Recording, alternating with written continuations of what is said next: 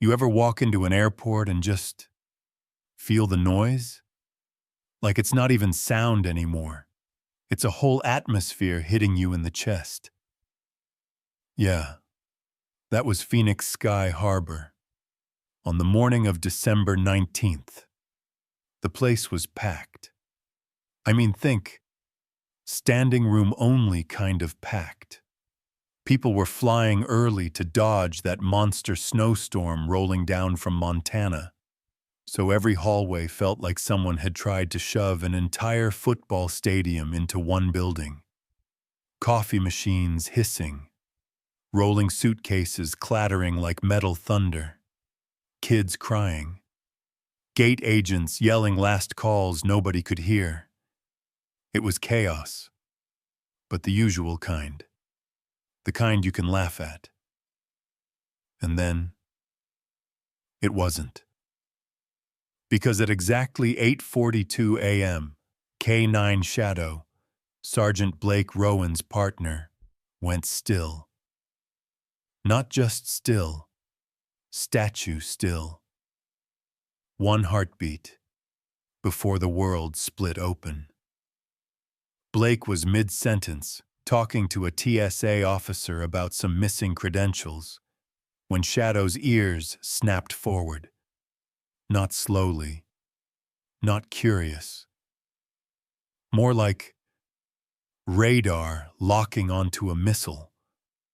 Shadow? What is it, boy? And then, boom. The dog lunged so hard, the leash tore out of Blake's hands, like it had been yanked by a ghost. It wasn't just a run. It was a full-body launch. Claws screeching across the tile, a deep-chested K9 howl ripping out of him, like he'd just smelled the end of the world. "Shadow! Heel! Hey, Shadow!" Blake shouted. But it didn't matter. The dog was gone, straight toward checkpoint D5. And that's when everything stopped. Not a pause.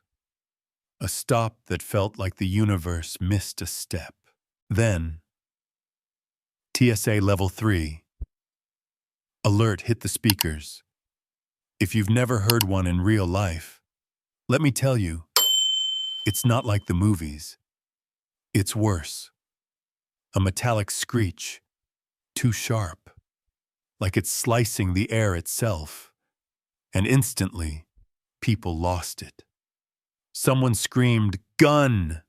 even though there wasn't one. A guy in a business suit dove behind the stanchions like it was Normandy. A mom sprinted so fast she dragged the stroller sideways, spilling her Starbucks like it didn't matter. A teenager tripped, slid across the floor, and started crying before he even knew why. Chaos went from funny to horrifying in 30 seconds flat. Shadow pushed through all of it, shoulders down, body low, barking so deep it rattled the windows. And Blake, poor guy, was sprinting after him, half slipping on the freshly polished floor. "Move! Move back!" a TSA agent yelled. But honestly, nobody needed to be told twice. People stampeded away from the checkpoint like someone had yelled fire in a theater. But the weirdest part? Shadow wasn't chasing a weapon, or a suspicious suitcase, or a guy acting weird. No. He was headed straight toward a tiny kid. Marley Quinn, 7 years old. Strawberry blonde hair, pale cheeks glowing under the fluorescent lights. And she was just standing there, frozen. Like she knew the whole world had turned its eyes on her, she hugged a red backpack, beat-up, frayed straps, little hand-painted stars on the front pocket, like it was the only safe thing she had left. And Shadow barreled toward her like she had a bomb strapped to her chest. A woman gasped. Someone dropped their phone. A man shouted, "Get that kid away from here!" Marley didn't run, didn't scream, didn't move. She just blinked. One long, slow blink, like she was fighting to stay conscious while the world tilted under her feet. Shadow skidded to a stop, nails scraping sparks across the tile.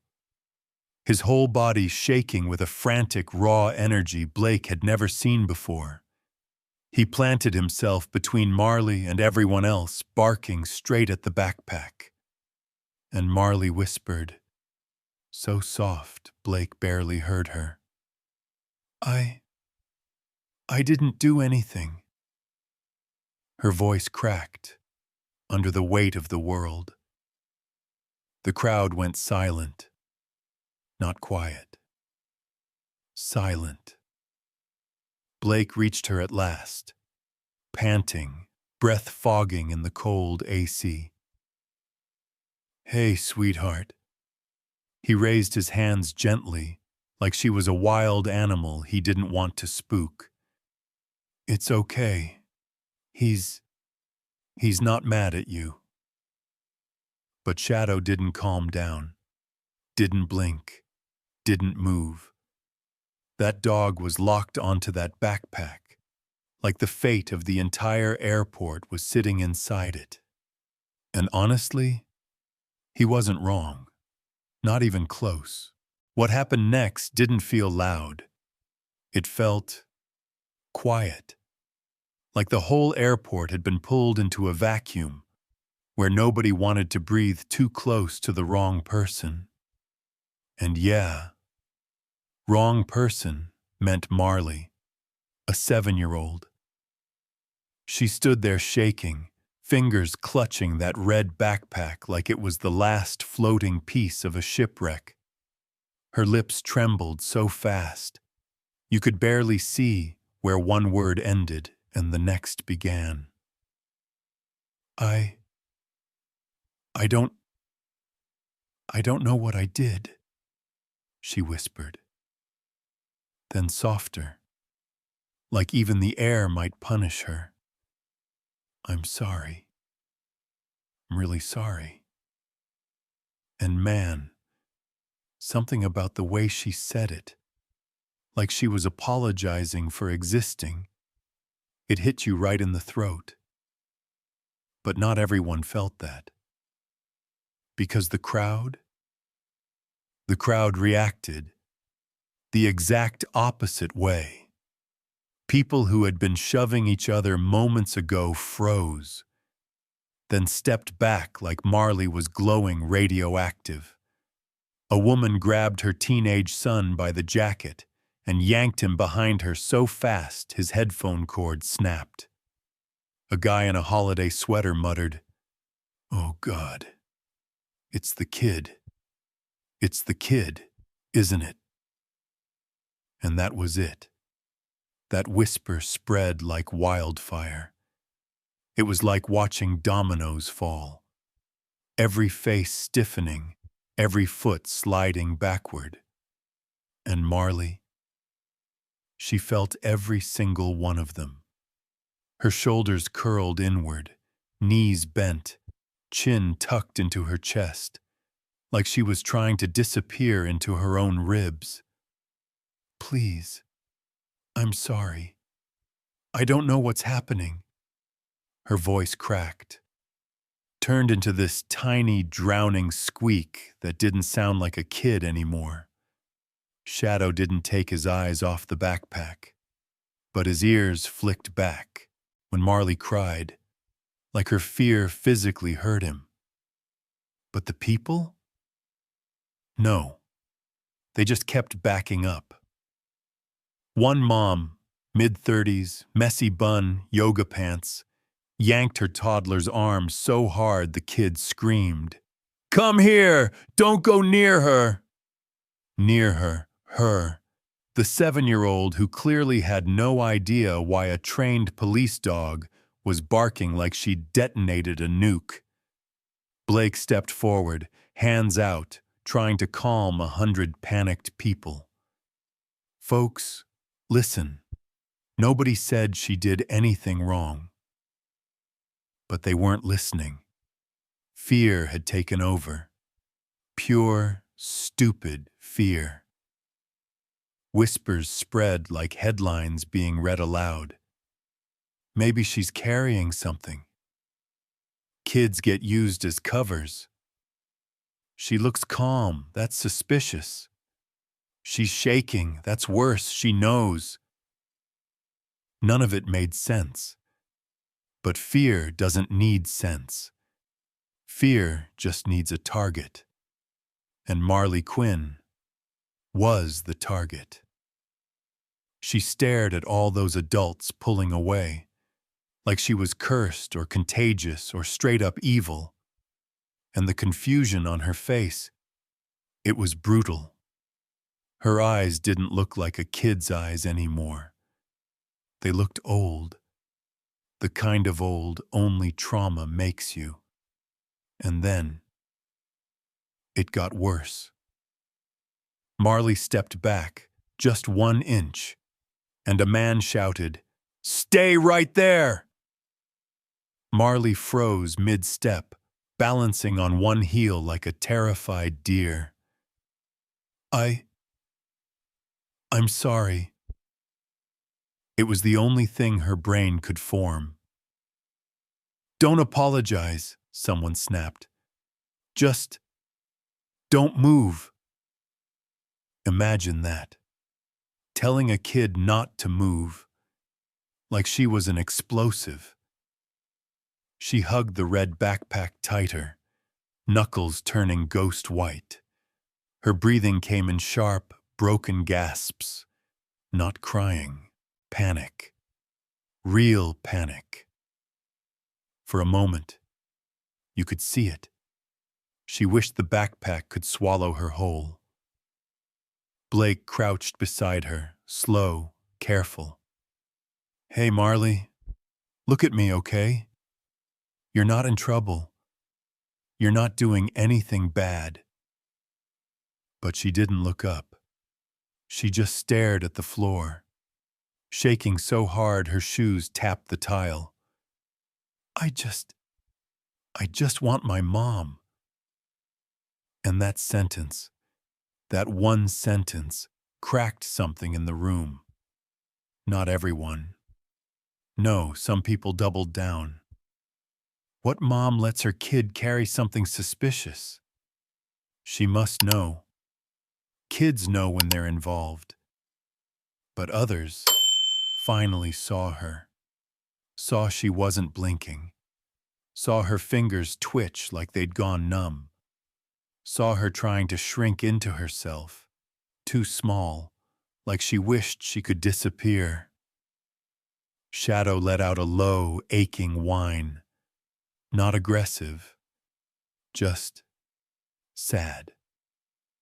Blake placed a hand on Shadow's shoulder and another near Marley's backpack. But he didn't touch her. Didn't dare. "Marley," he whispered, "whatever's going on, I promise you're not alone." But she didn't hear him. Or maybe she just couldn't believe it. Because every pair of eyes around her, all that fear, all that judgment, was squeezing her tiny 7-year-old world into dust. And the worst part, they didn't even realize what they were doing.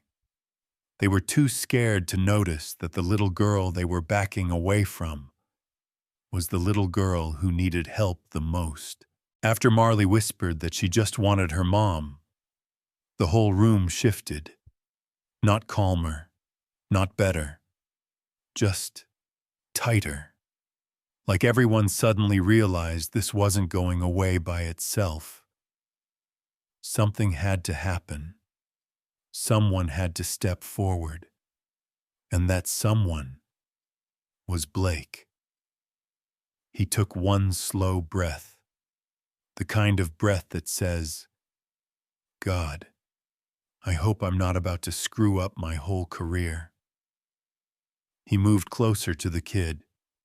Shadow stayed locked in that rigid, terrifying stance, body aimed at the red backpack like it was wired straight to hell. Marley, Blake said gently, I'm gonna need to take a look at your bag. Okay? Just a look. You stay right here. She didn't nod, didn't shake her head.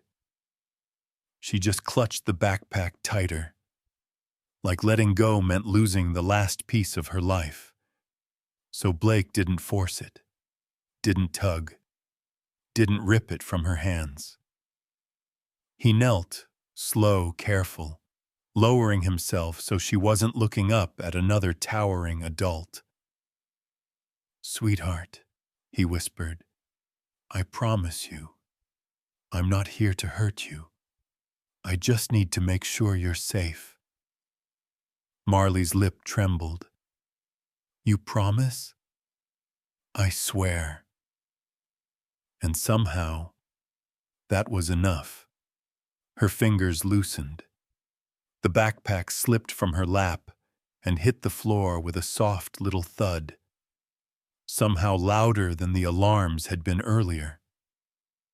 Blake exhaled, shaky, like he'd just been handed a live grenade. Shadow stepped forward, nose close to the fabric, and let out a low, broken growl, the kind that makes every nerve in your spine twitch. Okay, bud, Blake murmured. I hear you. I got you. He pulled a small inspection knife from his vest, thin, sharp, designed to cut seams without blowing anything up. His hands weren't steady, not even close, but he lifted the backpack like it weighed 50 pounds instead of 2. The crowd went silent. A vending machine hummed in the background, loud enough to annoy, not loud enough to break the tension. Someone sniffed. Someone swallowed. A guy whispered, Jesus. Blake placed the knife tip on the bottom seam. Shadow tensed so hard his claws scraped the tile. Easy, Blake muttered, not sure if he meant the dog or himself. He pressed the blade in. Slice. The sound tore through the room. Not dramatic, just ugly. A raw, ripping noise that made every hair on your arm stand up. Marley whimpered and covered her ears. Hey, you're okay, Blake whispered. I swear you're okay. But even he didn't sound like he believed it. He pushed deeper. Slice, and another, and another. Every cut peeled the backpack open like he was gutting something alive. Every cut felt like a countdown. People flinched like invisible bullets were bouncing off the walls. Shadow's growl deepened, vibrating the tiles. Blake felt sweat run down his spine. He tried to breathe, failed, tried again. All right, all right. Almost there, he whispered. Not sure if that was reassuring or horrifying. He peeled back a flap. Inside wasn't normal. Not crayons, not snacks, not toys. It wasn't anything a 7-year-old should carry. But Blake didn't reveal it. Not yet. Because the main compartment was still closed, and Shadow wasn't focused on the sides. He was focused on the center, the core, the heart of the bag. If the outside seams were wrong, Whatever was inside was going to be worse. Much worse. Blake wiped his palm on his thigh. Useless. His glove was slick with sweat. He slid the knife toward the main zipper. Shadow made a strangled noise, half whine, half warning, begging Blake to be ready. "You're scaring me," someone whispered. "You're scaring all of us," another added. Blake didn't blink, didn't breathe. He cut. Slice. The zipper tore. The pocket opened. Just a fraction. Shadow barked, explosive, violent, punching the air out of Blake's lungs. Blake jerked back. A woman screamed. A guy ducked. Someone muttered, "Oh God, oh God, oh God!" But nothing exploded. Nothing moved. Nothing jumped out. Just the backpack, sliced open, waiting. And that silence, that awful, crushing silence, was somehow worse than a bomb. Blake leaned in, 2 fingers, slow, careful. He peeled the pocket open like it was a venomous snake. Inside. He didn't expect what he saw, not even close. He sucked in a breath, sharp, painful. What is that?" someone whispered. Blake didn't answer. Couldn't. Shadow dropped lower, weight on his front paws, bracing for something no one else could see yet. Blake finally breathed. Oh, hell. Whatever was in that backpack wasn't a toy, wasn't an accident, and sure as hell wasn't something a 7-year-old should ever carry. It was something built, something deliberate, something dangerous. But here's the real question, and I want you to think about it. If you were standing right there, 2 feet from that red backpack, would you want Blake to open it? Or would you tell him to stop? Rate, slow, pitch. First, 1, 2, 5, 6. You choose. For a moment. Just a tiny, shaky moment. Everyone stood frozen around Blake as he stared into that half-opened backpack. It felt like the world was holding its breath, waiting for him to finish the sentence he never got to say. Because right then, right as fear wrapped itself tight around everyone's throats, a voice cut through the silence. "Oh my God. Marley!" It wasn't panic. It wasn't fear. It wasn't desperate. No, it was too clean, too perfect. Like someone doing an impression of a mother. Blake whipped his head up. A woman in a gray wool coat came rushing toward them, heels clicking like she'd rehearsed the sound, hair sleek, makeup flawless. Not a single smudge. Who the hell runs through an airport crying and keeps eyeliner that sharp? But the thing that really hit you, her eyes. Cold. Not scared. Not relieved. Cold. Like someone checking off a step on a to-do list. She dropped to her knees in front of Marley, grabbing the kid's shoulders like she owned her. "Mama's here, baby," she cooed. Soft, sugary, too sugary. Marley jerked, not toward her, away. And Shadow, oh man. Shadow lost it. The moment Evelyn touched the kid, Shadow's bark exploded out of him like thunder hitting metal. He lunged forward. Blake barely held the leash, boots skidding on tile. "Shadow, no!" Blake shouted. But the dog didn't hear a thing. He was staring straight at Evelyn Rourke, like she was the reason the world had gone wrong that morning. Evelyn didn't flinch, not even a blink. That's how you know something's off. A trained K9 snarling in your face and your mascara doesn't move? Yeah. No. Something's wrong. She stroked Marley's hair.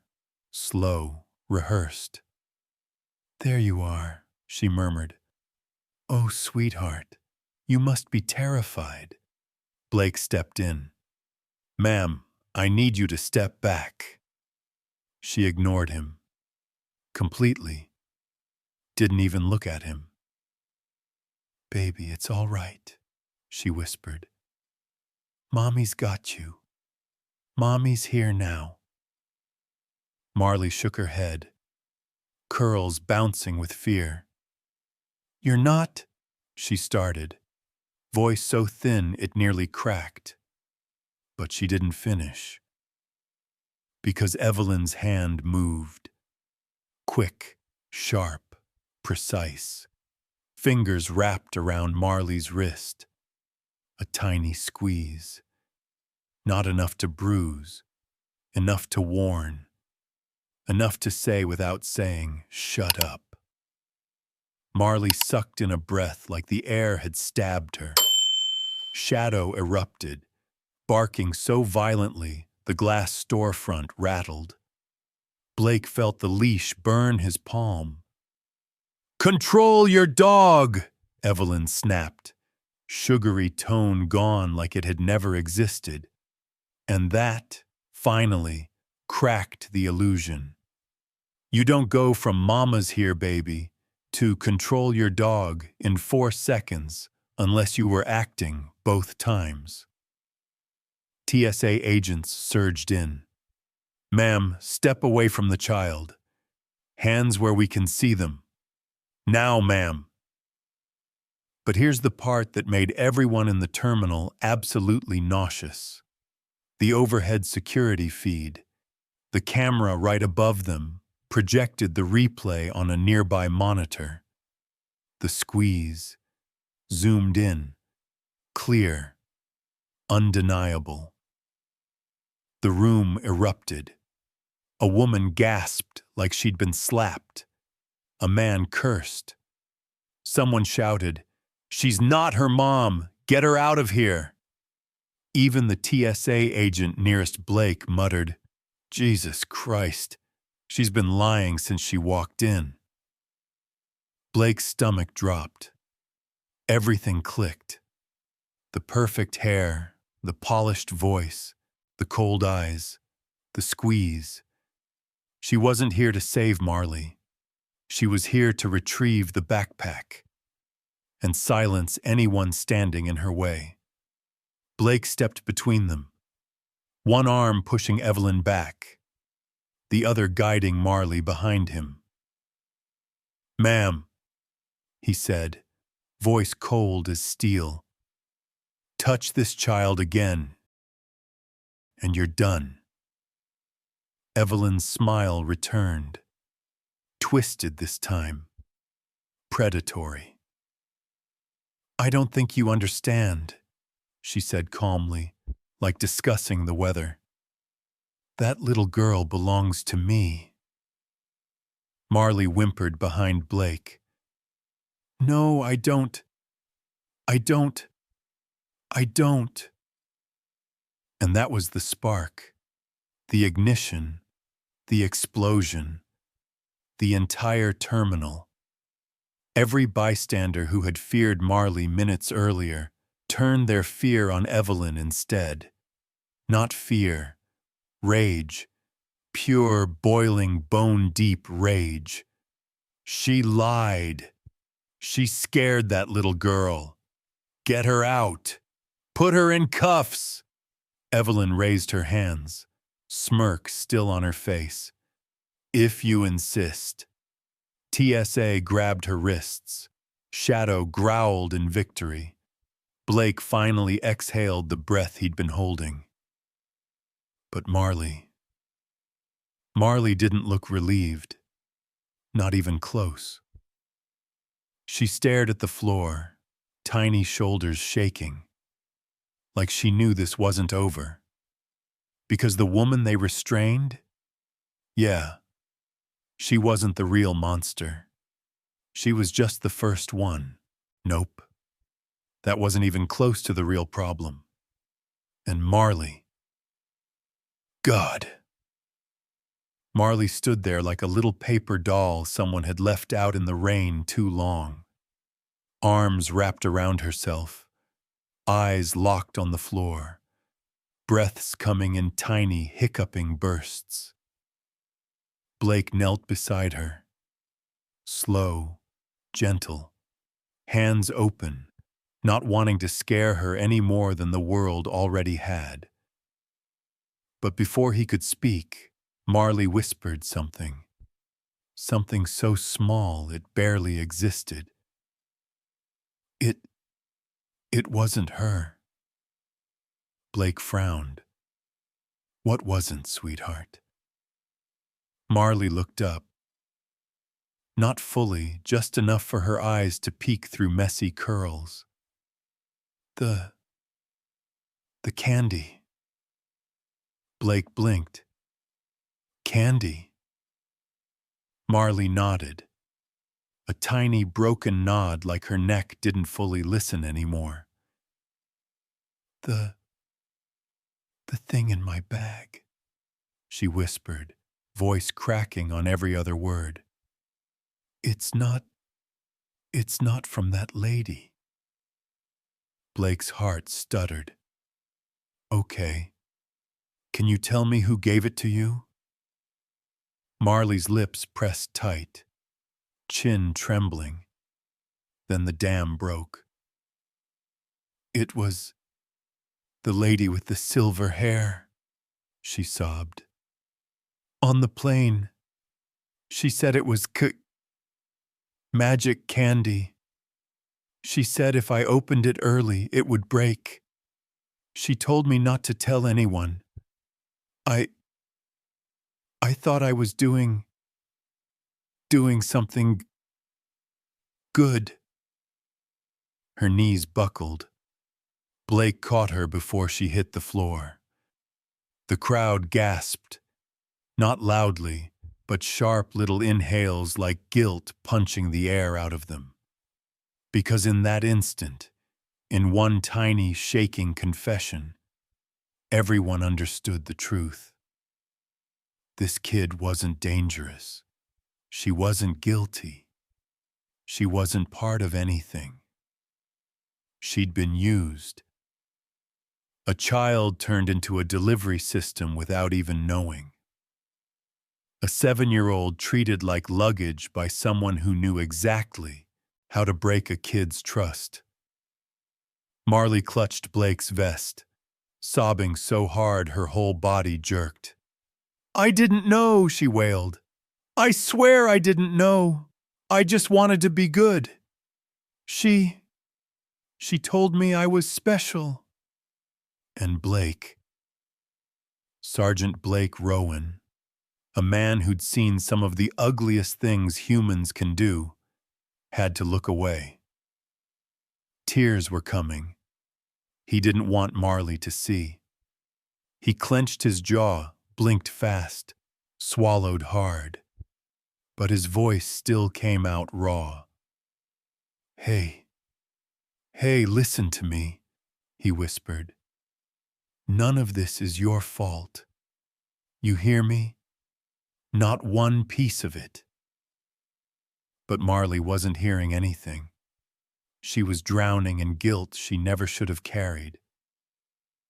I thought, she said it would make Mommy happy, Marley hiccuped. She said, Mommy likes surprises. The crowd flinched.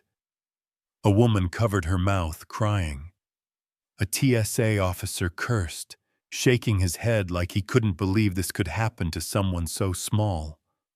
Someone whispered, Oh my God, we treated her like she was the danger. Another answered softly, we're the ones who terrified her. For the first time since the alarms went off, people stepped toward Marley.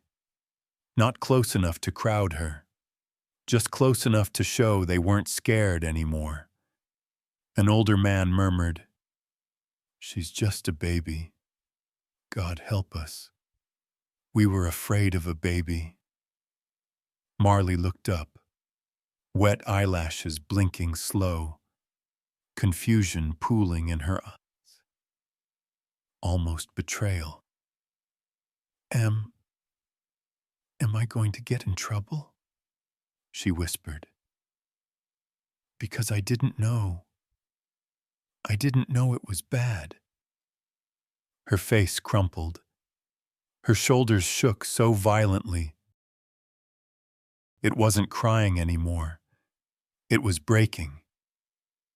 Blake pulled her against his chest, hand gently covering the back of her head.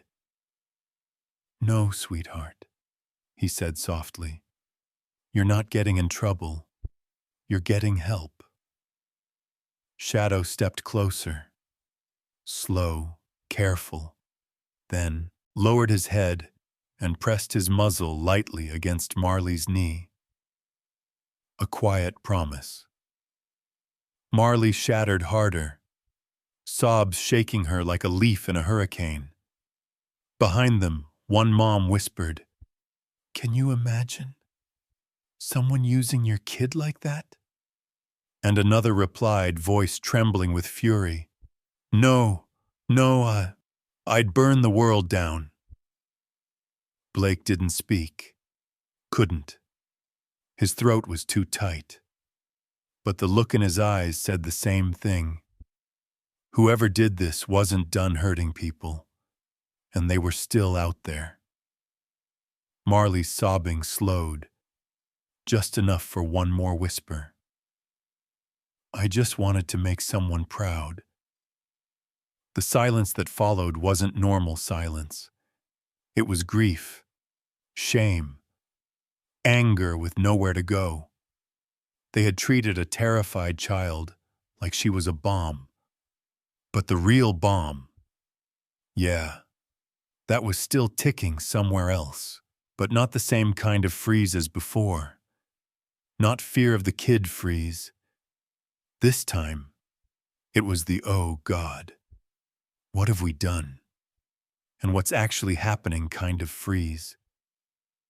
Blake wiped his face, pretending it was sweat, not tears, and stood. Shadow stayed glued to that half-opened backpack like gravity itself had shifted around it. All right, Blake murmured, mostly to himself. Okay, let's finish this. But the way he said it, you could hear it. He didn't want to. No part of him wanted to open that backpack any further. Still, he crouched, hands steadying the fabric like he was touching something radioactive. The crowd leaned in, not with their bodies, but with their hearts. Like everyone needed to know the truth now, whether it killed them or not. Blake eased the main section open, inch by inch, and then he stopped breathing. Literally. You could see the moment his lungs forgot their job. Inside the torn red fabric were rows, literal rows, of thin silver slivers laid out with surgical precision. Not wires, not tools, not anything normal. Microchips, custom-coded, matrixed, stacked like the backbone of something you were never supposed to look at. A TSA tech skidded to a stop beside him and whispered, "Oh, hell. That's Ghost Key." A ripple went through the room. People didn't know the word, but their bodies did. Fear hit low in the gut. Blake blinked. What's ghost key? The text swallowed, loud enough to hear. Sir, it's a system that can blind FAA radar. Not one tower. The whole Southwest region, Phoenix, Tucson, Vegas, everything connected to that grid. Blake froze. You're saying, I'm saying if this thing activated in flight, you'd have a dozen planes trying to land on the same runway, or on top of each other, or into the side of the damn Rockies. Someone in the crowd choked. Not cried. Choked. A mother pulled her son close, not to protect him from Marley this time, but because the idea alone took the life out of her. A businessman whispered, "Dear God, we could have had a mid-air chain collision." Another muttered, "That's not a terror attack. That's mass genocide." Shadow's growl dropped, low, almost mournful, like he could smell the weight of what lay inside the bag. Blake rubbed his forehead. Okay. Somebody explain this like I'm 5. The tech crouched next to him, voice shaking. These chips aren't bombs. They don't explode. They infiltrate radar frequencies and scramble flight paths. A ghost key rig can make planes vanish off the map, then reappear too late to correct. Blake's jaw clenched. So it blinds the sky. Exactly. Meaning the sky becomes a graveyard. Marley sobbed softly behind him. Blake turned instantly. No, sweetheart. None of this is your fault. You didn't do anything wrong. You hear me? Nothing. She nodded, tears spilling, lip trembling like she was trying not to make a sound. Shadow nudged her foot gently. Marley curled her fingers into his fur. And this time, not a single person pulled their children away. One dad stepped forward and whispered, "Sweetheart, nobody here thinks you're dangerous anymore. We're just shocked." A woman added, "I'm so sorry we looked at you like that. We didn't know we were wrong." For the first time since the chaos began, Marley didn't shrink. She blinked, confused, exhausted, but not terrified of them anymore. Blake turned back to the bag, breath steadying. So this thing, can it trigger on its own? The tech shook his head. No, thank God. Someone would have to activate it remotely or by signal. Someone planned to. Someone planted this on a child and expected her to walk straight through security. Someone whispered, horrified, "Jesus, how many planes would have been in the air?" "Holiday surge?" the tech replied. "At least 70. 70. 70 planes flying blind through mountains, storms, and holiday traffic. Yeah, nobody stood still after hearing that. People stepped forward, hands over mouths, disbelief on their faces, not scared of Marley, not scared of Shadow, scared of what a human had tried to do to a child and to everyone in the Arizona sky. Blake zipped the backpack halfway, not fully, not until the bomb squad arrived, but enough to cover the metallic horror inside.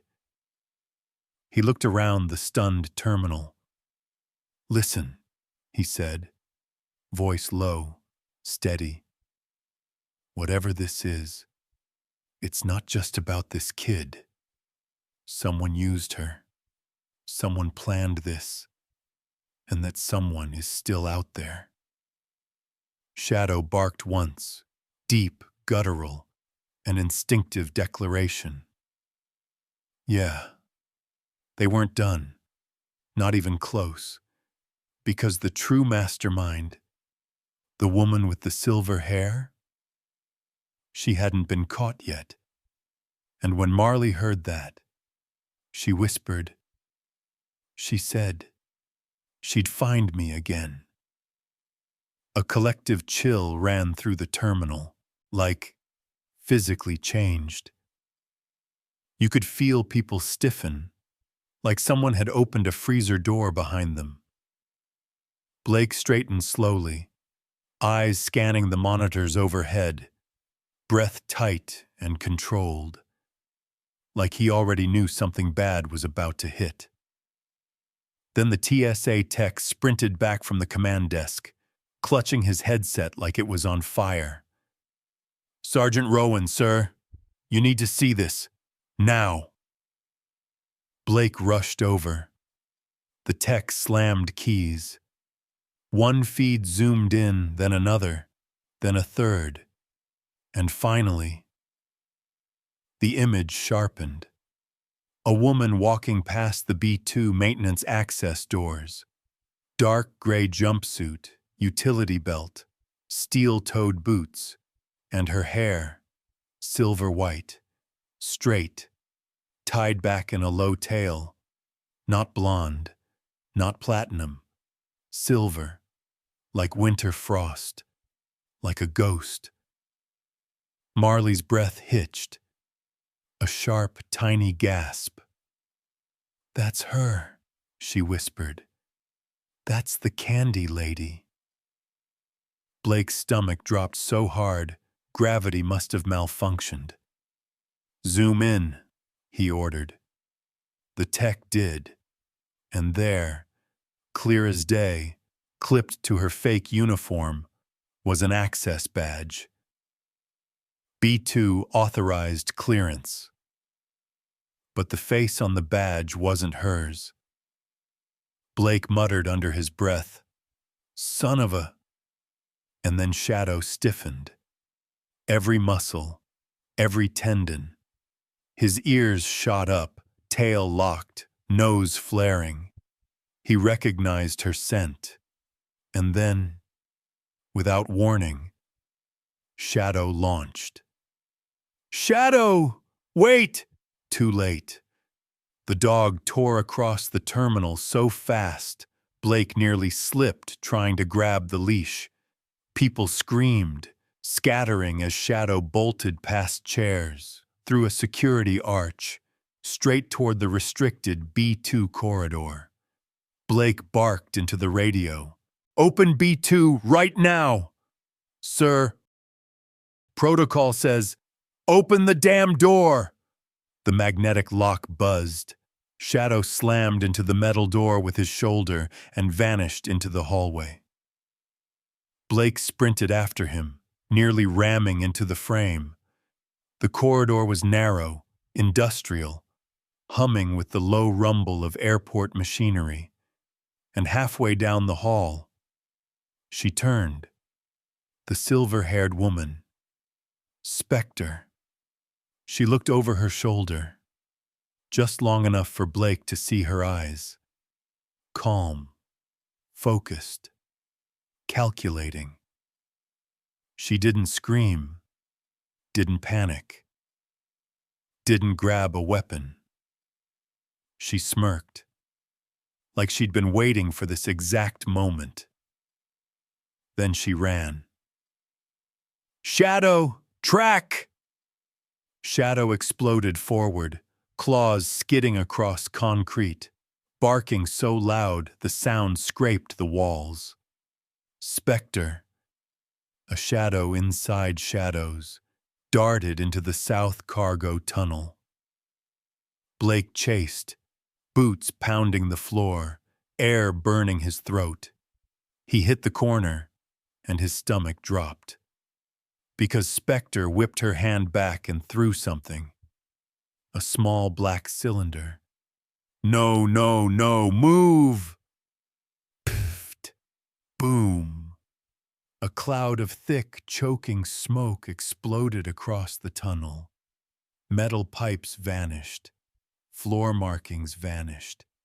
Shadow became nothing but a silhouette inside a storm. Blake coughed, covering his mouth. Shadow, hold up, don't run blind. But Shadow didn't listen. He plunged deeper into the smoke, low, fast, unstoppable. Then, somewhere ahead, clang, crash, crash, crash. Metal screamed against metal, echoing so violently it rattled dust from the ceiling. Damn it, she's dropping obstacles! Blake shoved forward, swimming through the smoke. Time 200 mems. Another slam. Another echo. Something heavy rolling. Then, Shadow barked. One single bark. High, sharp, urgent. He'd found something. Or someone. Blake pushed harder, chest burning. The smoke thinned, shapes emerging, loose chains swaying, a toppled cargo stack, crates shattered, a cart on its side. Spectre was leaving chaos behind her like breadcrumbs. Except instead of bread, it was destruction. Shadow! Blake yelled. Where are you? A low growl answered. Deep, primal, protective. Shadow had locked onto her again. Blake stumbled over a bin, cursed, kept running. Another metallic slam, another shift of shadows, and then, through the fog, a shape moved. Fast, too fast. Spectre. She climbed onto a conveyor platform, boots clicking sharply as she sprinted across it. Shadow leapt after her, a dark streak in the smoke. And Blake? He wasn't far behind. But here's the question, and I mean this honestly. If you stood at the mouth of that smoke-filled cargo tunnel, would you run in after Spectre like Blake did, or stay back and pray the dog brings her down? 1, 2, 5, or 6. What would you choose? And the wild part is, even with the smoke rolling through that tunnel like some kind of low-budget apocalypse, Blake didn't stop, didn't slow, didn't think. He just followed the sound of Shadow's growls echoing deeper and deeper into the maze of steel and concrete. He burst through the last thick wave of smoke, and suddenly, everything snapped into focus. A sign flickered overhead. B7, South Cargo Runway Access. This wasn't just a hallway anymore. This was the underbelly of the airport, where machines never slept, where conveyor belts roared like engines, where giant steel crates moved like slow mechanical monsters. And right in the middle of all that metal and noise, Shadow was sprinting full speed after Spectre. She wasn't running scared. Oh no. She ran like someone who had rehearsed this escape 1,000 times. Feet silent, body compact, every motion sharp and intentional. Then, without warning, Spectre veered left and slammed her full weight into a massive rolling container. One of those 700-pound steel crates used for aircraft parts. The thing groaned, rocked, and toppled right into Shadow's path. "Shadow, move!" Blake screamed, voice cracking. too heavy.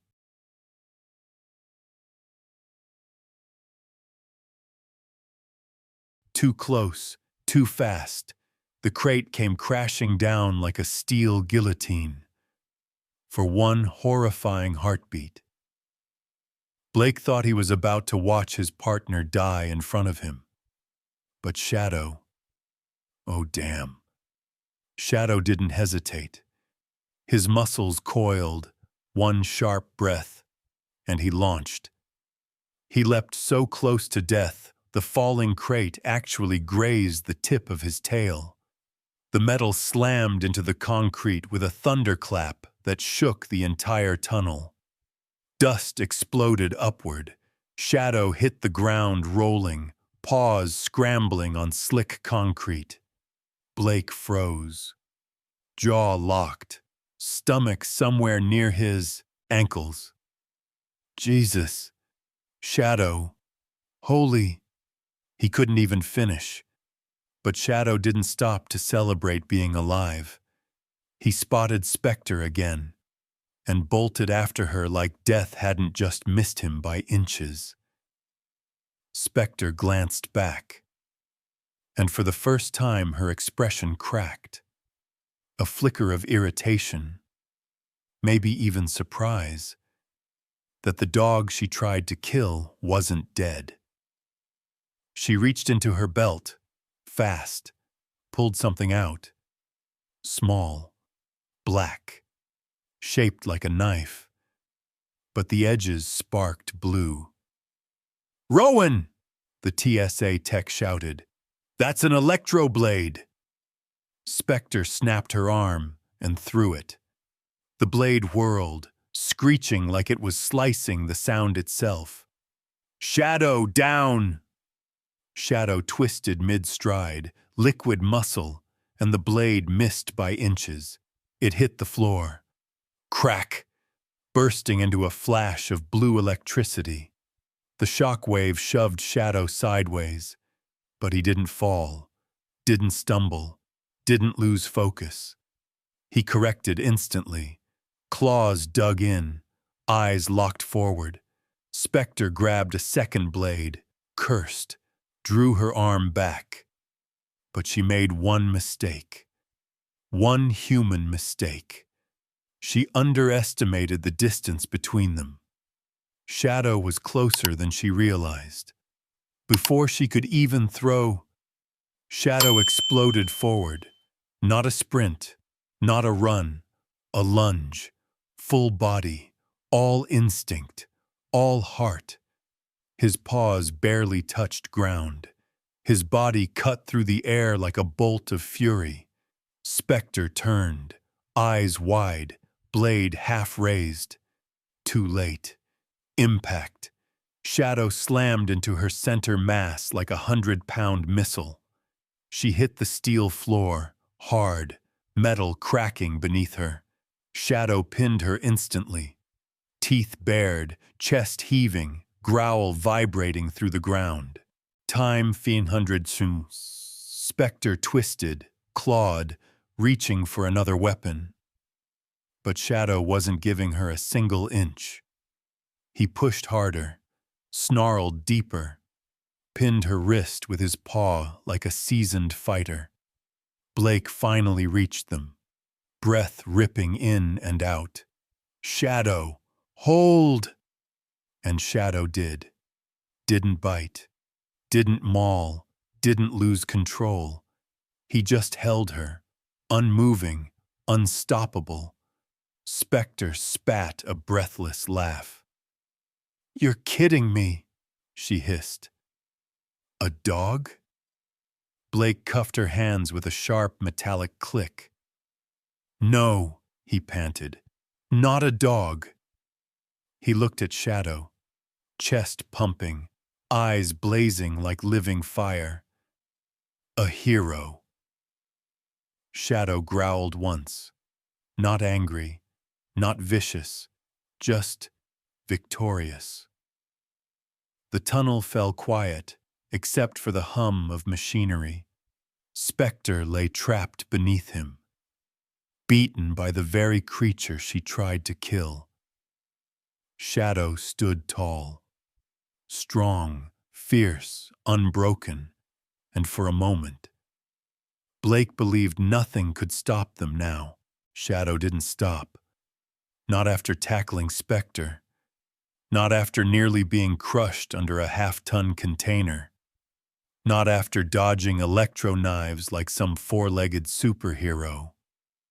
No. The moment Blake snapped the cuffs on Spectre, Shadow jerked his head toward the far end of Tunnel B7. His ears shot up. His chest expanded. His nose went into overdrive. "Shadow," Blake said, breath still uneven. "Buddy, what is it now?" "She's captured. It's over." But Shadow wasn't looking at Spectre anymore. He was looking past her, past Blake, past the tunnel walls, toward the baggage hub. One sharp, gut-clenching bark, then another, and another. Then Shadow took off. "Shadow, wait!" Blake shouted, stumbling after him. But Shadow didn't listen. He slammed through a steel service door, paws skidding on corners, and then, wham! He burst into the baggage distribution hub. The room exploded with noise, luggage clattering on belts, bins slamming, sorting racks rattling. Workers froze mid-step as the K9 shot through the room like a furry missile. "Whoa! Hey! What's he doing in here?" someone yelled. Blake barreled in behind him. "Let him work! Move!" People scattered instantly.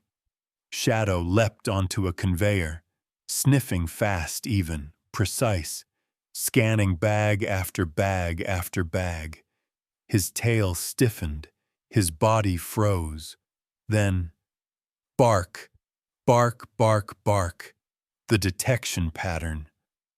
"Oh no," Blake breathed. "Please, tell me it's not another one." Shadow pawed at a navy blue roller bag. Seattle tag. "Pull it," Blake commanded. Two handlers yanked it off the belt. Heavy thud. That suitcase would have gone straight into the hold of Flight 214 to Seattle. One down. Shadow didn't stop. He tore, across the hub, leapt to belt 4, nose twitching like lightning. Freeze. Bark. Bark. Bark. A silver suitcase. Red sticker. IAH. Houston. Jesus Christ. "That's 2, Blake whispered. Shadow didn't care. He bounded over 3 belts, practically flying. Landed on belt 7. Sniff, turn, whip, bark, bark, bark. A green duffel, San Diego tag. 3 flights, a TSA agent muttered, pale as chalk. 3 planes would have gone blind on takeoff. But Shadow still wasn't done. He sprinted to belt 12, international outbound. Blake's stomach dropped.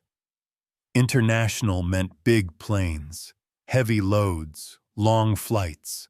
Shadow sniffed once, then unleashed a howl. Not a bark, a howl. A deep, broken, urgent sound that meant this one, now. A small, bright yellow bag, stickered, innocent-looking. Tag. YVR. Vancouver International. 4 bags, 4 planes, 4 regions that would have gone dark. The room fell silent. Even the belts seemed to quiet down. Blake swallowed hard. Pull it. Pull them all. Lock down the belts. Call cyber. FAA. Call everybody. Now. The entire crew erupted into motion. Emergency lights flashed. Conveyors shut down. Carts rolled in from every direction.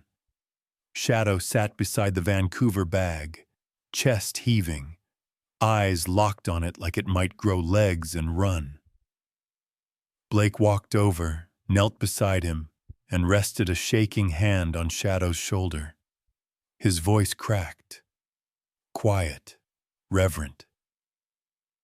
Buddy, you didn't just save one plane. You didn't save two planes.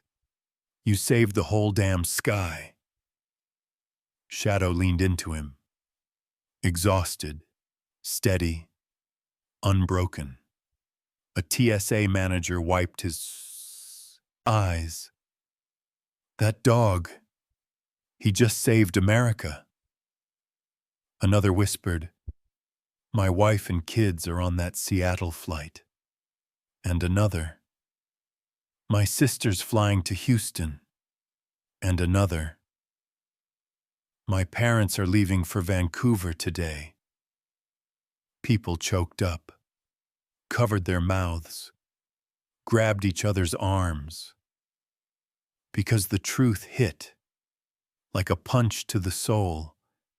If Shadow hadn't followed that scent, if he hadn't dodged the crate, if he hadn't survived the electro blade, if he hadn't taken down Spectre, if he hadn't run into the hub, 4 planes would have fallen out of the sky. Hundreds, maybe thousands, alive because of him. Blake exhaled, wiped his face, and whispered, like speaking to a caped hero, you just saved America's Christmas travel day, kid. And maybe, way more than that. Shadow wagged his tail, slow, tired, proud. He knew, everyone knew, and no one, not a single soul, would ever look at a K-9 the same way again. But no, that was just the storm before the real lightning hit. Because while the baggage hub buzzed with shock, relief, and whispers like, he saved my whole family's flight, a voice cut through the hallway. Not a scream, not panic, a plea. Marley! Marley! Blake spun around so fast his neck nearly cracked. A woman was sprinting down the corridor. Hair messy, scrubs half untucked, hospital badge still clipped to her chest. Eyes red and swollen like she hadn't blinked in 2 days. She stumbled, caught herself, kept running. Ma'am, this area is restricted. No, that's her. That's the real mom. Let her through. Riley Quinn, ER nurse. A mother who reported her daughter missing 48 hours ago. A mother who hadn't slept, hadn't eaten, hadn't stopped searching. Where's my baby? Where's my baby? Please. Where is she? Marley heard her before she saw her. The kid sat on a bench beside Shadow, arms wrapped around herself, still trembling.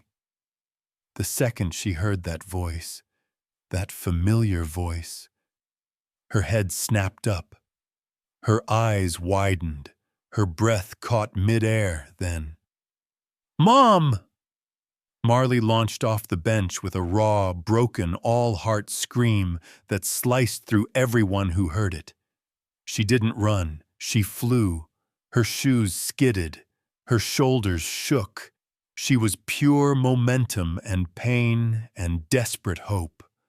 Riley fell to her knees, hard, the sound echoing, and Marley crashed into her arms like she was trying to climb inside her chest where it was safe. The sound that tore from Riley wasn't human. Half sob, half laugh, half pain, half relief. Oh my God, baby, baby, come. Here. Come here. Come here. Marley clung to her, fists grabbing scrubs, shaking so hard you could feel it from 10 feet away. I don't want to go, Mom. Don't let anyone take me. Please. Please. Riley pulled her closer, closer, closer, like she wanted to fuse their bones. No one, she whispered fierce. No one is touching you, ever, again. Her arms shook, her fingers dug into Marley's shirt. You're safe. You're safe. You're safe. Oh God, sweetheart. I thought I lost you. I thought. She couldn't finish. Her breath broke. Her knees almost buckled. But she never let go, and Marley sobbed, truly sobbed. Not scared sobs, not silent sobs, but the kind that shakes the soul loose. Release. Every ounce of terror and shame poured out into her mother's chest. The room watched and cracked open. A man in a son's hoodie wiped his eyes. A handler pretended to check equipment behind a pillar, crying anyway. A TSA officer blinked fast, lost the fight. Another whispered, Damn, I haven't cried in 10 years. Even Blake had to look away. Shadow sat beside them, ears low, tail sweeping the floor, guarding the moment like something holy. Riley cupped Marley's face with shaking hands. Let me see you, let me see you. Her thumb traced her daughter's cheek, wiping away tears, dirt, fear. You're okay. You're here. You're with me. No one's taking you. Ever. Marley nodded through tears. I thought I was bad. I thought I did something wrong. Riley shook her head fast, hair falling loose. No, no, baby. You did nothing wrong. Someone lied to you. Someone hurt you. That's on them. Marley buried her face in her mom's shoulder. I was so scared, Mom. I know, Riley whispered. And the way she said it, God, it broke the entire room. She rocked her gently, slow, steady, like Marley was a newborn again. You're safe now. You're mine. I've got you. Shadow nudged Marley's leg, a soft reminder that the dog who saved her was still watching. Marley peeked out and whispered, Mom, that's Shadow. He saved me. Riley looked up at Blake, at Shadow. Eyes soft, grateful, gutted. Thank you, she whispered. Quiet. Real earth deep. Blake cleared his throat. Just doing our job, ma'am. Riley shook her head, crying again. No, not a job. You saved my little girl. No job in the world covers that. She pulled Marley close, and the hub went still. Because nothing, not Ghost Key, not Spectre, not the chaos of the tunnels, hit as hard as a mother finally getting her child back. After watching Riley clutch her daughter like she'd finally been handed her heartbeat back, you'd think that was the emotional peak of the whole ordeal. Like nothing could top it. But then came December 22nd. The courthouse in downtown Phoenix was so packed, the fire marshal probably could have fainted just looking at the hallway. Reporters, pilots, FAA officials, TSA agents, families who'd been scheduled on those 4 flights, people who'd watched the footage online 1,000 times, folks who came just to say thanks, even if nobody heard them. It felt less like a hearing and more like a national moment, like everyone understood they were about to witness something that didn't happen every day, or even every decade. Blake stood near the front, uniform crisp, tie tight, eyes scanning the room with that quiet, wired tension of a man who didn't want attention, but knew damn well he was getting it. Riley and Marley sat in the first row. Marley wore a little purple dress and held Shadow's ribbon. Yes, Shadow's ribbon. Like it was treasure. And Shadow, well, Shadow wasn't in the room yet. But everyone was waiting for him. The bailiff tried to keep order, but honestly, pointless. Every time someone new walked in, whispers rippled through the room like gossiping teenagers. Then the judge entered. Judge Catherine Aldridge. 60s, sharp voice, sharper eyebrows. The kind of judge who makes grown cops sit up straighter even when they're not in trouble. Court is now in session for the recognition hearing of K9 Unit Shadow, her voice echoed, and the attempted aviation breach of December 19th. People shuffled, cleared their throats. I understand today's proceedings are unusual. A few polite laughs. Bring him in. And the room changed. Instantly. The doors opened, and Shadow walked in. Time 1000 combs. Vest polished. Badge shining.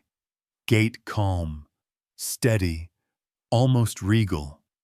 Like he knew this moment belonged to him. And the entire courtroom, every single person, stood up. No cue. No hesitation. Just everyone rose. Even the court stenographer stood. Even a grumpy old pilot with a cane stood. Even Judge Aldridge paused, rising halfway before catching herself. Well, she muttered, I suppose that answers any question about public sentiment. Shadow didn't react. Of course he didn't. He simply walked beside Blake like the disciplined guardian he was. Marley whispered, loudly, Mom, look! They're standing for him! Riley smiled through tears. I know, baby. He earned it. Shadow reached their bench. Marley hesitated, hand halfway out, unsure if she was allowed to touch a hero in court. Shadow made the choice for her. He nudged her hand with his nose. Marley giggled, a soft, tiny sound that melted the entire row. When everyone finally sat, Judge Aldridge cleared her throat. All right, she said. Let's make history, shall we? She lifted a thick stack of documents. After reviewing evidence from TSA, FAA, cyber intelligence, airport personnel, and sworn witness testimony, this court acknowledges that on December 19th, K9 Shadow prevented the largest coordinated aviation attack in Arizona history. A gasp, a few sniffles. Someone whispered, Oh my God, that's real. The judge continued, her tone softening. Shadow's actions, not software, not detectors, not personnel. Shadow's instinct and training identified the smuggling method, the ghost key devices, and additional compromised luggage. She lowered the documents. In plain terms, This dog saved hundreds, if not thousands, of lives. Riley reached for Marley's hand. Marley reached for Shadow, and Shadow leaned into her like he'd been waiting for that moment since the chaos began.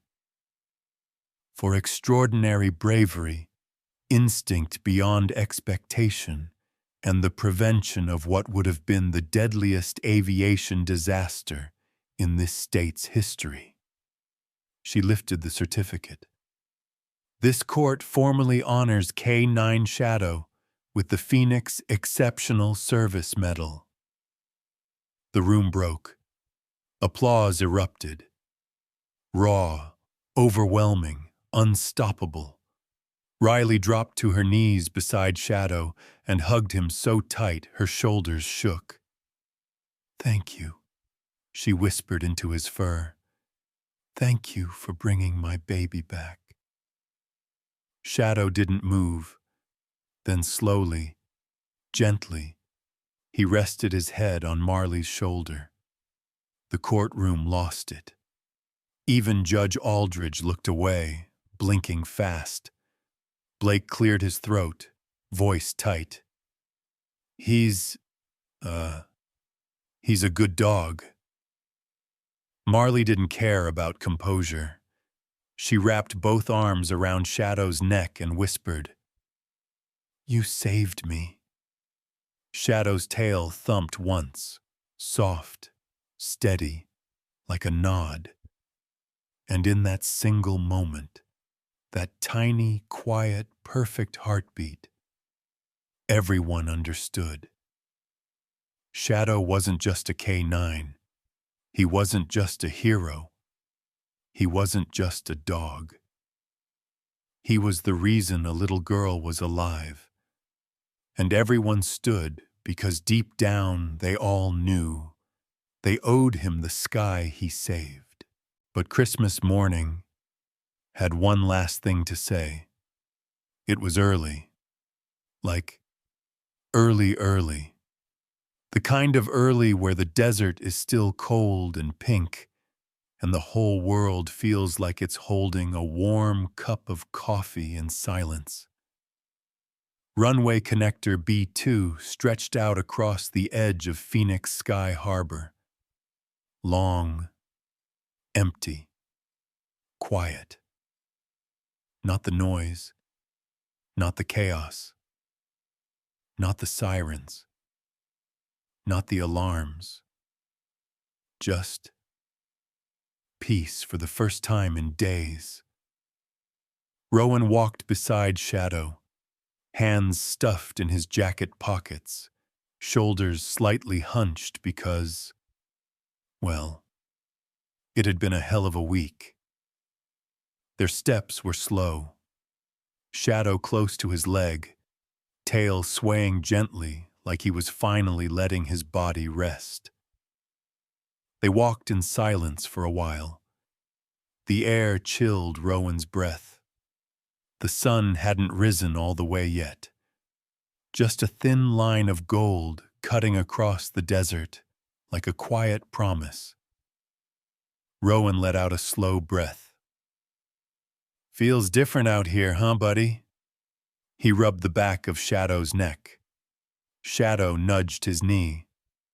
Then, from behind, a small voice yelled, "Officer Rowan, wait!" Rowan turned, and his chest tightened. There she was, Marley, little purple jacket, shoes lighting up with every step, hair bouncing, face bright like she was running straight toward Christmas morning itself. Riley jogged behind her. "Sorry." She woke up and insisted we come, but Marley didn't wait, didn't ask, didn't think. She sprinted straight to Shadow, and in her tiny hands was a piece of red fabric, the torn, jagged scrap from her old backpack, the one sliced open in panic, the one that held fear for hours, the one that had almost ruined her life. But she wasn't holding it like something broken. She held it like a gift, like a piece of history she wasn't ready to let turn into a ghost. Shadow sat as she reached him, tail sweeping the asphalt. Marley knelt in front of him, breathing hard, cheeks pink from the cold. "I want to give you something," she said softly. Rowan already felt his throat tighten. Marley lifted the red scrap, hands gentle like it might crumble. This was the bad day," she whispered. "But it doesn't have to stay bad." Shadow tilted his head. Marley reached around his neck, little fingers careful, slow, and tied the red fabric like a scarf, letting it drape and flutter in the sunrise breeze. "There," she whispered. "Now you won't forget me." Shadow leaned forward and bumped his forehead into her chest. Riley covered her mouth. "And," Marley added, voice trembling, "and maybe it can remind me too, so I don't think of it as the day I got scared.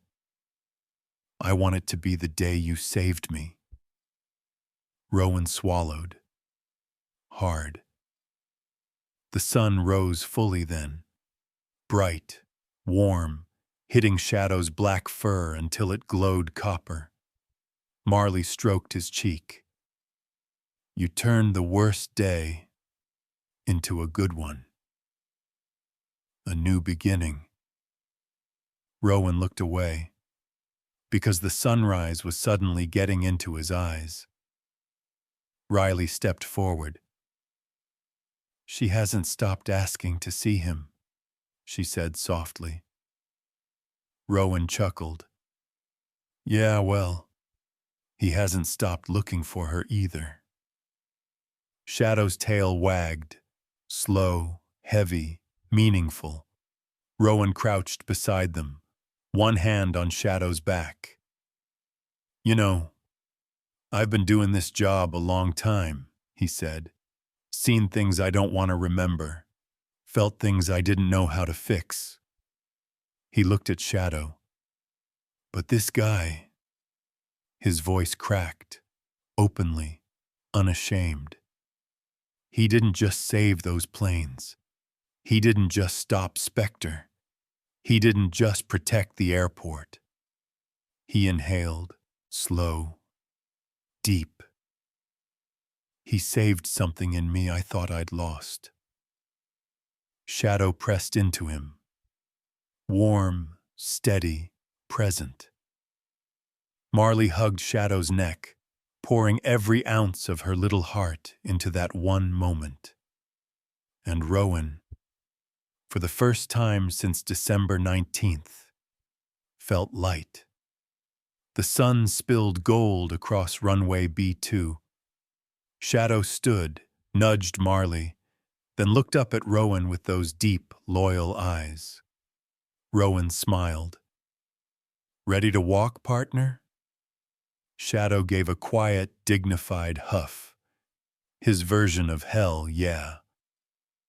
Marley took her mom's hand, but kept looking back at Shadow, smiling. "Bye, Shadow," she called. "Don't forget me." Shadow barked once, a warm bark, a promise bark. Rowan chuckled. "He won't forget," he said. "He never forgets the people he saves." And slowly, peacefully, Rowan and Shadow turned toward the rising sun.